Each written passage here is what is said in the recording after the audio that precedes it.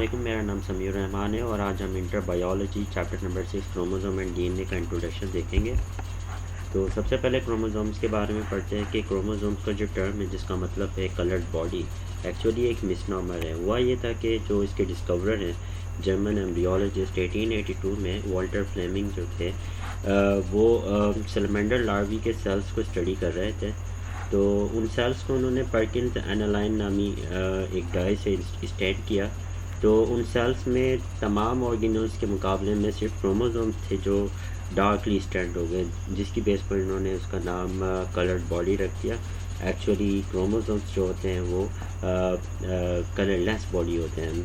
Chromosomes जो हैं वो थ्रेड लाइक स्ट्रक्चर होते हैं जो कि यूकैरियोटिक सेल्स के न्यूक्लियस में मौजूद होते हैं और प्रोकैरियोटिक सेल्स के अंदर ये मौजूद नहीं होते। क्रोमोसोम की प्रॉपर शेप नहीं होती और यूकैरियोटिक सेल्स के न्यूक्लियस में मौजूद होते हैं। And they are the bearer of heredity characters in the form of genes. Means कि जो करैक्टर्स हैं ऑफिस पेरेंट्स से ऑफिस स्प्रिंग में जो इनहेरिट हो रहे हैं या ट्रांसफ़र हो रहे हैं, ट्रांसमिशन हो रही है उनकी जीन्स की फॉर्म में, तो वो क्रोमोसोम्स के ज़रिए होते हैं। क्रोमोसोम्स जो हैं वो किसी भी इंडिविजुअल के अंदर पेयर्स की फॉर्म में होते हैं और उनके नंबर्स जो हैं वो जनरेशन आफ्टर जनरेशन कांस्टेंट रहते हैं। यहाँ पर कुछ एग्जांपल्स दी गई हैं आपकी किताब में।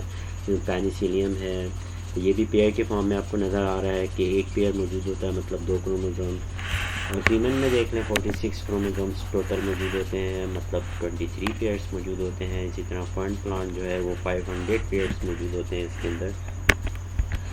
तो जो क्रोमोसोम का जब अब हम स्ट्रक्चर देखने लगे हैं तो क्रोमोसोम सबसे पहले देख लें।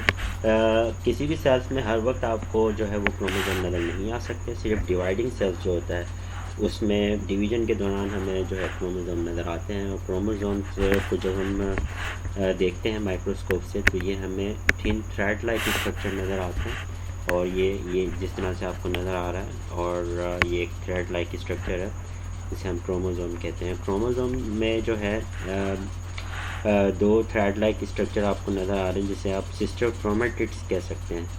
और जैसे कि मैंने पहले आपको बताया था कि क्रोमोसोम्स जो हैं वो पेयर की फॉर्म में होते हैं और यहाँ पर एक पेयर आपको दिखाया गया है जिसको हम कह सकते हैं कि एक होमोलोगस पेयर है और एक पेयर में 2 क्रोमोसोम आपको नज़र आ रहे हैं। और हर एक क्रोमोसोम का अगर हम स्ट्रक्चर देखें तो क्रोमोसोम के अंदर आपको 2 थ्रेड लाइक स्ट्रक्चर नज़र आ रहे हैं जिसे हम सिस्टर क्रोमेटिड कहते हैं। क्योंकि ये क्रोमेटिड्स जो हैं क्योंकि सेम क्रोमोसोम के क्रोमेटिड्स हैं, that's why they are called sister chromatids. इसी तरह जो इसका होमोलॉग है, इस क्रोमोसोम का जो होमोलॉग है मतलब जो इसका डिफरेंट क्रोमोसोम है इस पेयर का, तो इन दोनों के जो क्रोमेटिड्स को अगर हम कंपेयर करें तो ये इनके आपस में नॉन सिस्टर क्रोमेटिड्स कहलाते हैं।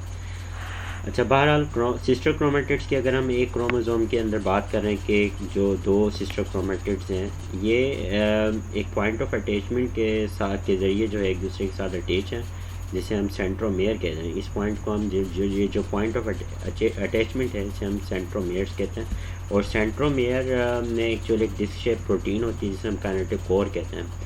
और काइनेटिक कोर का काम ये है कि spindle during cell division spindle fibres के साथ अटैच करके क्रोमोसोम की मूवमेंट में हेल्प करती है। और क्रोमोसोम में जो सेंट्रोमेयर से लेकर एंड तक का जो डिस्टेंस है, जो लेंथ है, तो इस सेंट्रोमेयर से लेके टर्मिनल एंड तक के जो लेंथ है इस एरिया को हम जो है वो आर्म कहते हैं।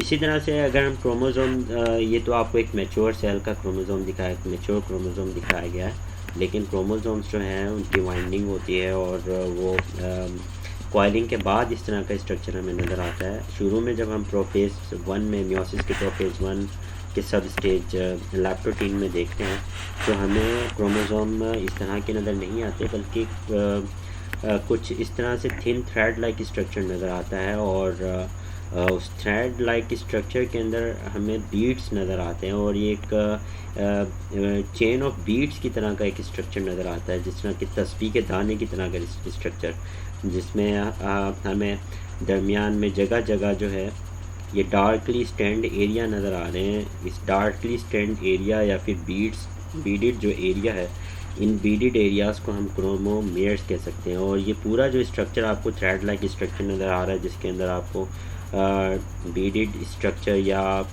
डार्कली स्टैंड एरिया नज़र आ रहे हैं, गहरे डीप एरिया नज़र आ रहे हैं, यानी कि क्रोमोमेयर्स नज़र आ रहे हैं। इस पूरे स्ट्रक्चर को जो है हम क्रोमोनेमा कहते हैं।